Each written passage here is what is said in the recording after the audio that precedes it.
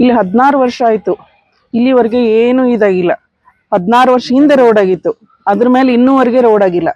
ಮತ್ತೆ ಗಟ್ರಗಳು ಹಡ್ಡಿರೋದು, ಅನವಶ್ಯಕವಾಗಿ ಗಟ್ರಗಳು ಇದು, ಅದ್ರದ್ದು ಸ್ವಚ್ಛತಾ ಇಲ್ಲ. ಕಸದವ್ರನ್ನು ಒಂದ್ಸಲ ಬರ್ತಾರ, ಒಂದ್ಸಲ ಬರೋದಿಲ್ಲ.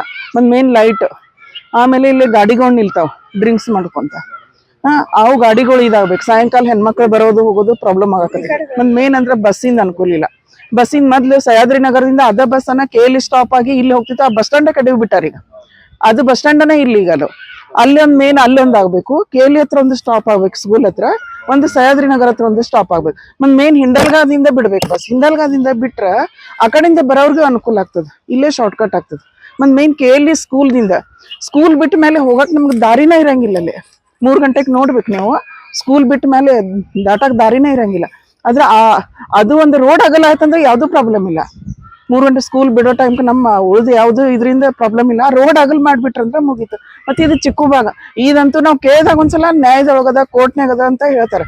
ಅದು ರೋಡ್ ಬಂದು ಇಲ್ಲಿಗೆ ಬಂದದ. ಈಗ ನಿಜವಾಗ್ಲಿ ರೋಡ್ ಅಲ್ಲಿಗದ, ಅದು ಅಲ್ಲಿ ತಂತಿ ಬೇಲಿ ಹಾಕ್ಯಾರ. ತಂತಿ ಬೇಲಿ ಅಲ್ಲಿ ಅದ.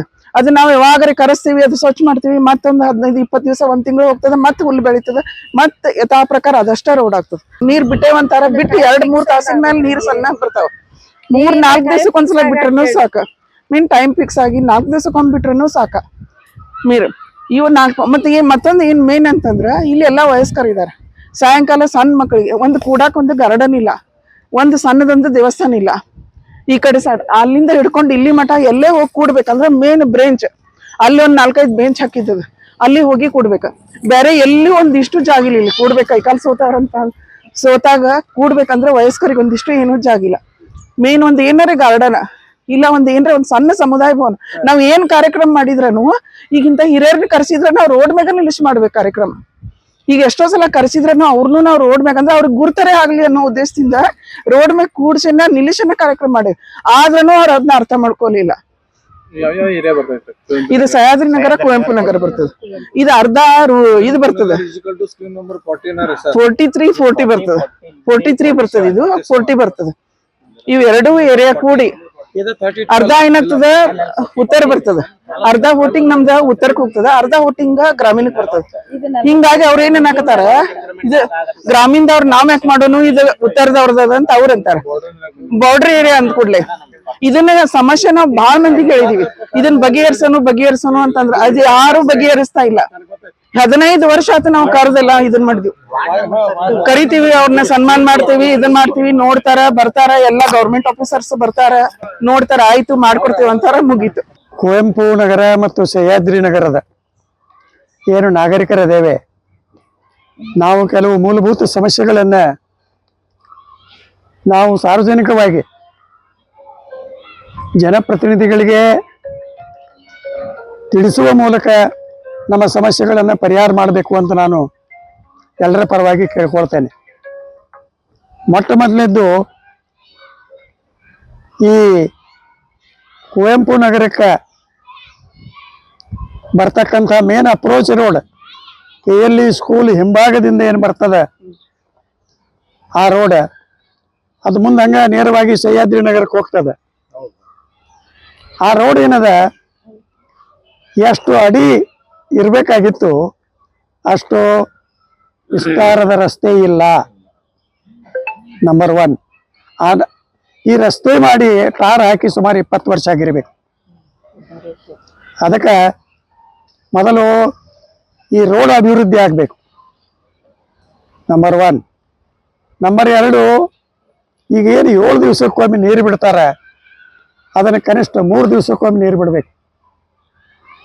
ಯಾಕಂದ್ರೆ ಬೆಳಗಾವಿ ಮಹಾನಗರದ ಒಳಗೆ ನಾಗರಿಕರ ನಡುವೆ ಯಾವುದೇ ತಾರತಮ್ಯ ಮಾಡಬಾರ್ದು. ಕೆಲವರಿಗೆ 24x7, ಕೆಲವರಿಗೆ 7 ದಿವಸಕ್ಕೆ, ಕೆಲವರಿಗೆ 10 ದಿವಸಕ್ಕೆ. ಇಂಥ ಒಂದು ಭೇದ ಭಾವ ಏನೈತಿ ಇದು ಹೋಗ್ಬೇಕು. ನಾವೆಲ್ಲರೂ ಕಾರ್ಪೊರೇಷನ್ಗೆ ಟ್ಯಾಕ್ಸ್ ಕಟ್ತೇವೆ, ಎಲ್ಲರೂ ವಾಟರ್ ಬೋರ್ಡಿಗೆ ನಾವು ಟ್ಯಾಕ್ಸ್ ಕಟ್ತೇವೆ. ನಾವು ಉತ್ತರ ಮತದಾರ ಕ್ಷೇತ್ರದೊಳಗೆ ಮತ್ತು ಗ್ರಾಮೀಣ ಕ್ಷೇತ್ರದೊಳಗೆ ನಾವೆಲ್ಲ ಮತದಾರರಿದ್ದೇವೆ, ವೋಟರ್ ಇದ್ದೇವೆ. ಹೀಗಾಗಿ ಏನಾಗಿದೆ ಅಂತಂದ್ರೆ ಜನಪ್ರತಿನಿಧಿಗಳು ಇನ್ನೂ ಹೆಚ್ಚಿನ ಆಸಕ್ತಿ ತಗೊಳಕ್ಬೇಕು. ಇದು ನಮಗೆ ಬರಂಗಿಲ್ಲ, ಇದು ನಮಗೆ ಬರಂಗಿಲ್ಲ, ಇಂಥ ಒಂದು ಬೇಜವಾಬ್ದಾರಿ ಉತ್ತರ ಯಾರು ಕೊಡ್ತಕ್ಕದ್ದೆಲ್ಲ ಕೊಡಬಾರದು. ಅದು ಕಾರ್ಪೊರೇಟರ್ ಇರಲಿ ಯಾರೇ ಇರಲಿ, ಅವರು ಬೆನ್ನು ಹತ್ತಿ ಈ ಕೆಲಸ ಮಾಡಬೇಕು. ಮೊದಲೇದ್ದು ಅಂದ್ರೆ ಮೂಲಭೂತ ನೀರು ಸರಿಯಾಗಿ ಬಿಡಬೇಕು, ಸರಿಯಾದ ಪ್ರೆಷರ್ದೊಳಗೆ ನೀರು ಬಿಡಬೇಕು, ಒಂದು ಟೈಮಿಂಗ್ ಫಿಕ್ಸ್ ಇರಬೇಕದು. ಆಮೇಲೆ ಇಲ್ಲಿ ಏನು ಸಾರ್ವಜನಿಕ ಬೀದಿ ದೀಪಗಳವ, ಕೆಲವು ಕಡೆ ಬಲ್ಬ ಇಲ್ಲ, ರಾತ್ರಿ ಬೆಳೆಯಿಲ್ಲ, ಅಡ್ಡಾಡೋದು ಭಾಳ ಕಷ್ಟ ಅದ. ಇದೊಂದು ನಡಗಡ್ಡೆ ಆಗಿಬಿಟ್ಟತಿ. ಟ್ರಾನ್ಸ್ಪೋರ್ಟೇಷನ್ ಇಲ್ಲ, ಬಸ್ಸಿನ ವ್ಯವಸ್ಥೆ ಇಲ್ಲ. ಅದಕ್ಕೆ ಸಿಟಿ ಬಸ್ಗಳು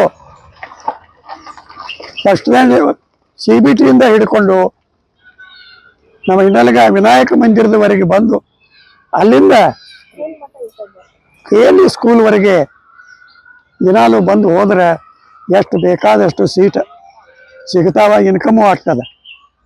ಸುಮ್ಮನೆ ಈ ಸಹ್ಯಾದ್ರಿ ನಗರದ ಮೇಲಿಂದ ಬರ್ತಕ್ಕಂಥ ಬಸ್ಸುಗಳನ್ನು ಕೇವಲ ನಾಮಕಾವಾಸ್ತೆ ಬಿಟ್ಟರೆ ಒಂದು 2-3 ಸೀಟ್ ಸಹಿತ ಸಿಗೋದಲ್ಲ.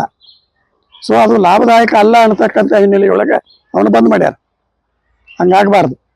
ರೂಟ್ ಯಾವ ರೂಟ್ದಿಂದ ಓಡಿಸಿದ್ರೆ ನಮಗೆ ಹೆಚ್ಚು ಜನ ಬಸ್ ಹತ್ತಾರೆ, ಇದನ್ನು ವಿಚಾರ ಮಾಡಿಕೊಂಡು KSRTC ಅಧಿಕಾರಿಗಳು ಬಸ್ಸಿನ ವ್ಯವಸ್ಥೆ ಮಾಡಬೇಕು. ಜಲಮಂಡಳಿಯವರು ಸರಿಯಾಗಿ ನೀರು ಬಿಡಬೇಕು.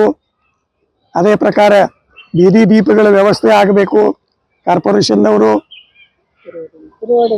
ಮತ್ತು ಬಹಳ ದಿನಗಳಿಂದ ಬಾಕಿ ಉಳಿದಿರ್ತಕ್ಕಂಥ ರೋಡ್ ಏನದ ಚೆನ್ನಾಗಿ ಅಭಿವೃದ್ಧಿ ಮಾಡಿ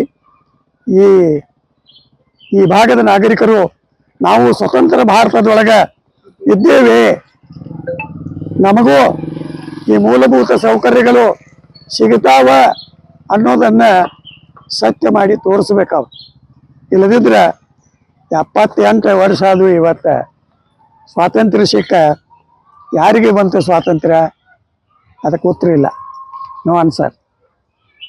ಅದಕ್ಕೆ ನಾವು ಎಲ್ಲರೂ ಯಾರ ಮೇಲೆ ಆರೋಪ ಮಾಡೋಕ್ಕಿಂತ ನಾವು ನಮ್ಮ ಕೆಲಸ ಮಾಡಬೇಕು. ನಮ್ಮ ಭೇಟಿಯಾಗಿ ಏನು ಬೇಕು ಬೇಡ ಇನ್ನೊಮ್ಮೆ ನೀವು ಜನಪ್ರತಿನಿಧಿಗಳು ಬಂದು ತಿಳ್ಕೊಳ್ರಿ. ಯಾವ ವ್ಯಾವಹಾರಿಕವ ಯಾವ ಸತ್ಯವ ಅವುಗಳನ್ನು ಈಡೇರಿಸಬೇಕಂತ ನಾನು ಎಲ್ಲರ ಪರವಾಗಿ ವಿನಂತಿ ಮಾಡಿಕೊಳ್ತೀನಿ.